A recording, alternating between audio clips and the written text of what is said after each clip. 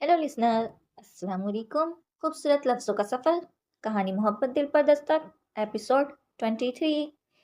कहानी को आगे सुनने से पहले चैनल को सब्सक्राइब और कहानी को लाइक करना ना भूलें। कमेंट में बताएं आपको कहानी कैसी लग रही है। चलिए आगे सुनते हैं। अदनिया की बात पे नौफिल ने आगे कहा, अब इतना भी सीधा साधा नहीं हूँ मैं जितना तुम मुझे समझती हो। इसके लब व लहजे की खनक अदनिया को ज़रा भी नहीं भा रही थी।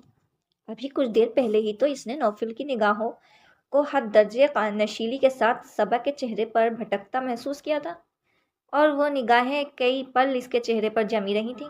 जवाब में सबा की घबराहट और शर्मिंदगी और वो निगाह कई पल इसके चेहरे पर जमी रही थी।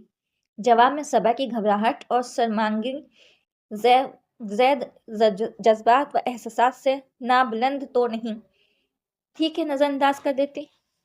इसके दिल व दिमाग में खतरे की घंटी बज उठी, तो इसने नौफिल अहमद के हर एक अंदाज का गहरी नज़रों से जायज़ा लेना शुरू कर दिया। चाय के दौरान वो बातें तो मुईद और अनस से कर रहा था, मगर इसकी निगाह भटक भटक कर सबा की तरफ जा रही थी। एक ज़ाले अफरीदी क्या कम थी, जवाब सबा भी आ गई। वो अंदर ही अंदर तिलमिला कर रह गई। हैरत भी थी कि नौफिल अहमद कभी इतना दिल फेंक तो नहीं रहा था कि यूं किसी लड़की को देखे जाता। तो फिर ये क्या था? इससे आगे हर सोच की अदनिया ने खुद ही शिद्दत के साथ नफी कर दी थी। नौफिल अहमद मेरा है, सिर्फ मेरा, इसने तनफर से सोचा था। मैं तो कहती हूँ कि तुम भी कोई लड़की पसंद कर लो, ताकि निगी के साथ ही तुम्हारी शादी भी हो जाए। मेरा घर तो सूना हो जाएगा। सालेह बेगम आजूदगी के साथ कह रही थी। मुझे कौन सा लड़की पसंद करने के लिए मीलों दूर जाना है? फिर मुमानी जान, ये अपनी अदनिया तो है घर में, फिर कैसी तन्हाई और सूनापन। और बड़ी होशियारी से बात पलट गया तो सालेह बेगम हल्की सी सांस भर कर रह गई, जबकि उल्टी सीधी सोचों का शिकार होती अदनिया के दिल की कली खिल सी गई। क्या वह इशारा दे रहा था? इसने दिल ही दिल में इरादा कर लिया था कि अब वह नौफिल अहमद के हवास पर इस तरह से छा जाएगी कि उसे किसी और तरफ देखने या कुछ और सोचने की मोहलत ही नहीं मिलेगी। मेहर हाउस। मुई चाय की तलब से बेचैन होकर किचन में आया तो जूही को पहले से वहाँ सैंडविच बनाने में मसरूफ देखकर चाय की फरमाइश कर डाली। जूही के अंदर तक जैसे कड़वाहट भर गई। जब से इसने थप्पड़ मारा था तब से अब तक जूही का इससे आज सामना हो रहा था। मैं फारिग नहीं हूँ, इसने खुद को संभालते हुए सर्द मेहरी से कहा, तो इसके तने हुए नुकूश पर एक नज़र डालते हुए वह दोस्ताना अंदाज में बोला, I am sorry for date जूही, मगर तुम्हारी हालत बहुत ख़राब हो रही थी। बहुत अच्छा इलाज किया था तुमने। वो फिर हनस का शिकार होने लगी। हाँ, गाल तो अब भी सुलगता रहता है। तुम्हारा हाइपर ही ऐसा हुआ था क्या? वो कुछ कहने लगा कि वो इसकी बात काट गई। मुझे तुम्हारी एक्सक्यूज़ की कोई ज़रूरत नहीं है, और ना ही हमारे दरमियान ऐसा कोई ताल्लुक़ है। वह बहुत बदतमीज़ाना खुद सरी से बोली तो लख्त भर को चुप हो जाने के बाद वह नरमी से बोला, तुम्हारे कह देने से ताल्लुक़ ख़त्म नहीं हो जाएगा। बहरहाल मैं तुमसे कह चुका हूँ, एक्सेप्ट करना या ना करना तुम्हारा कॉल है। रेड लाइट ऑन होने पर सैंडविच मेकर खोलने लगी। मोइन हसन की मौजूदगी उसे जहर लग रही थी। तुमने अपनी आइंदा ज़िंदगी से मुताल्लिक क्या सोचा है? इसका सवाल बहुत गैर मुत्तका था। जूही को लगा जैसे इसके दिल में किसी ने भाला दे मारा हो। तुम्हें इससे क्या मतलब है? वो मुश्ताइल सी इसकी तरफ पलटी थी। क्योंकि इस बात से सिर्फ मैं ही वाकिफ हूँ, और मैं ही चाहता हूँ कि इस बाखबरी के बावजूद तुम्हें कोई गलत फैसला करने का इख्तियार मिले। वह इत्मीनान से बोला तो वह चटक कर बोली, मैं अपनी आवाज़ नहीं हूँ, मैं ऐसी आवारा नहीं हूँ। बिहेव जूही, वह लख्त ही फंकारा था। तो मेरा पीछा छोड़ क्यों नहीं देते तुम? इसकी आवाज़ ऊंची होने लगी थी। क्यों? लावारिस नहीं हो न हो तुम जो तुम्हें यूं आज़ाद छोड़ दिया जाए? वह अब भी इसी अंदाज में बोल रहा था। तुम अपने काम से काम रखो, मैं वही करूँगी जो मेरे लिए बेहतर होगा।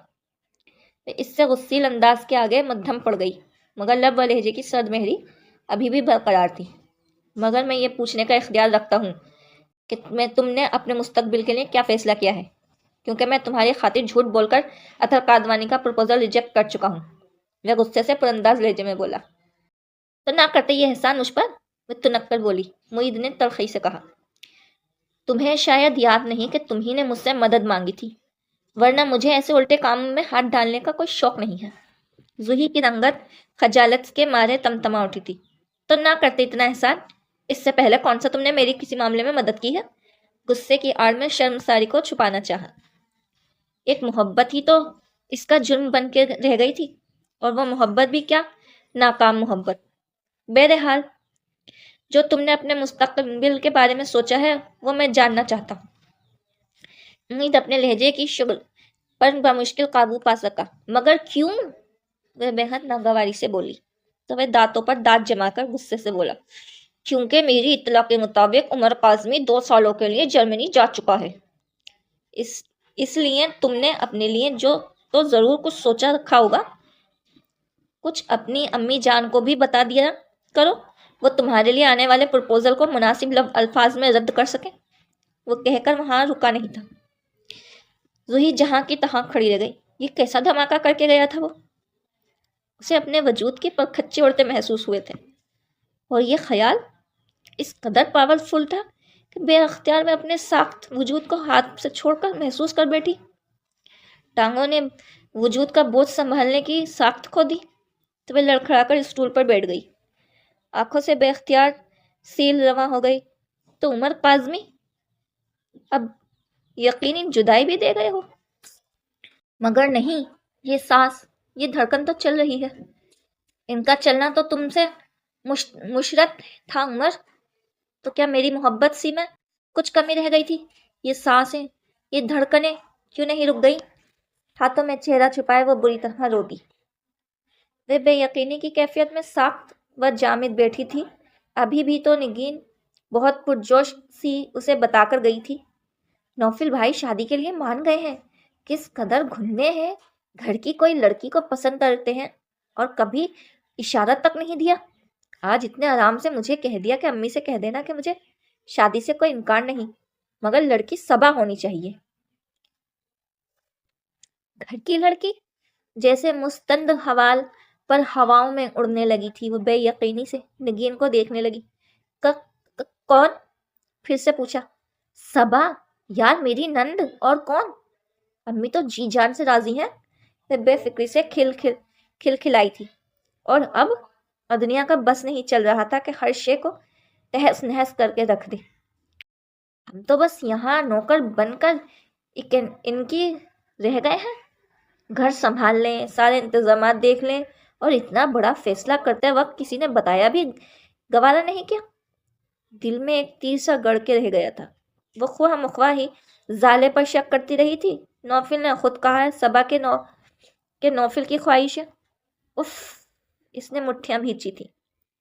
چلو دفع کرو، مٹی ڈالو اس قصے پر۔ زرینہ بیگم سے اس کا تپنا سلگتا دیکھا نہیں جا رہا تھا۔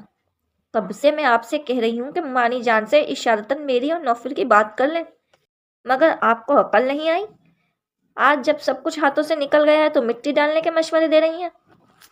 وہ غصے میں بہت بدلحاظ ہوتی جا رہی تھی۔ وہ اس پر الٹ پڑی۔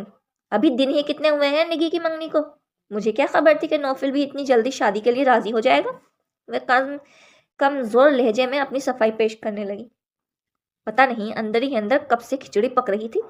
ہمیں تو بس اپنی اپاہج ماں کی خدمتوں کے لیے رکھا ہوا ہے۔ وہ سخت تیش میں تھی۔ پہلے تو کبھی کسی نے اس بات کا اشارہ تک نہیں دیا، اور اب واقعی اتنی اچانک سب کچھ طے کر لیا۔ زرینہ بیگم کا ذہن بیٹی کی طرح کام نہیں کرتا تھا۔ اب بھی مصطفانہ انداز میں سادگی سے بولی۔ تو اس نے دانت پیسے۔ آپ کو میں نے کتنی بار کہا ہے کہ آنکھیں اور کان کھلے رکھا کریں، مگر آپ نے کبھی دھیان نہ دیا۔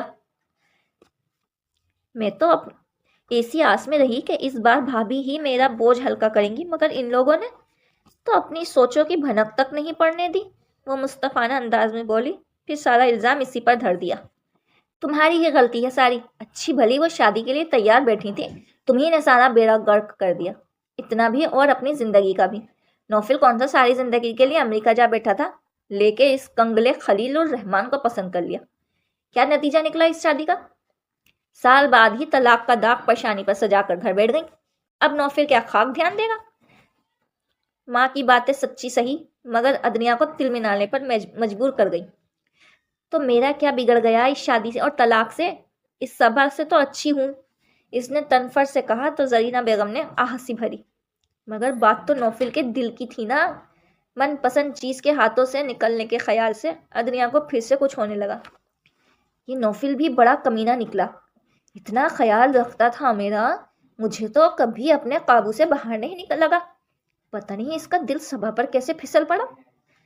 اتنا ہی قابو میں لگ رہا تھا تو دل کی بات بھی اس کی پتہ ہی ہوتی، یہ دن تو نہ دیکھنا پڑتا۔ زرینہ بیگم چڑ گئی تھی۔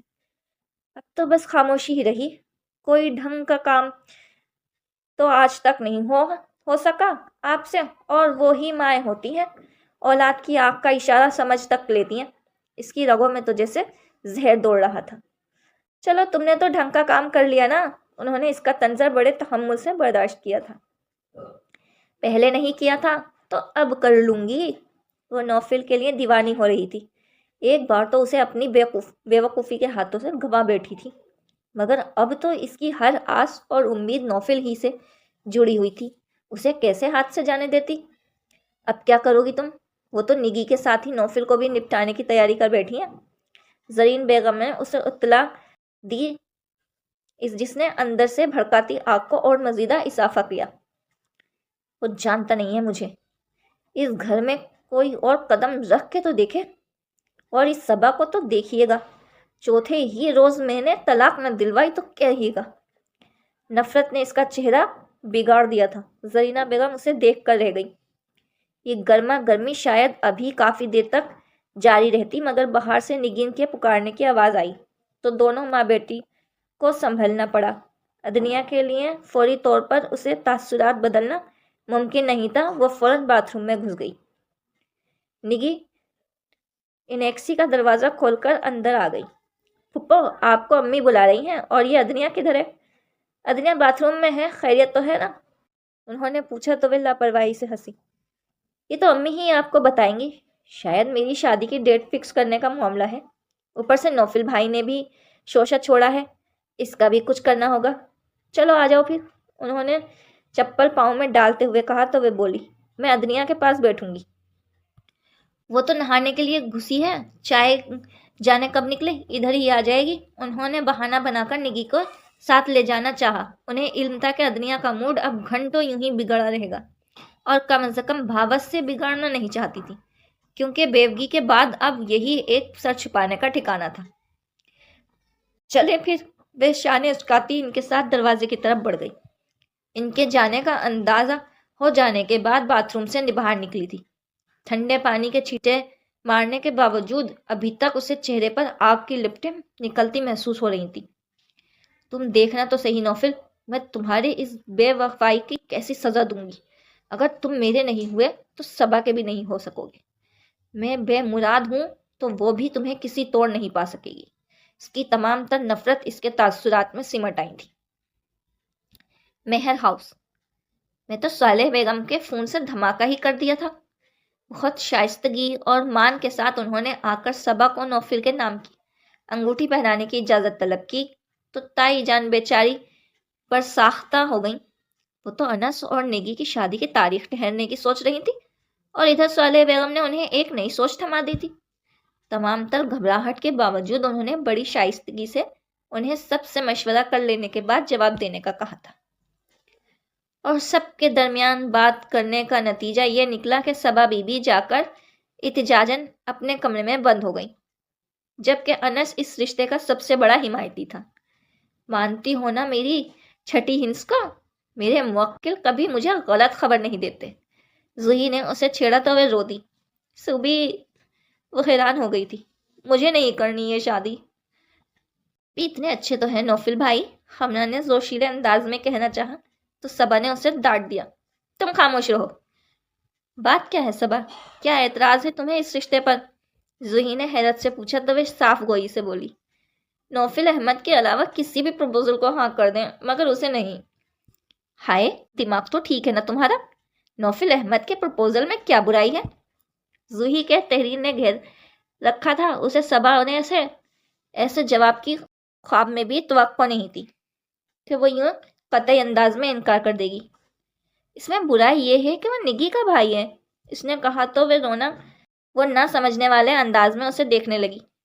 میں کسی بھی طور پر اس میرج کے حق میں نہیں ہوں، صبا نے کہا تو اس کے حلق سے گہری سانس خارج ہوئی۔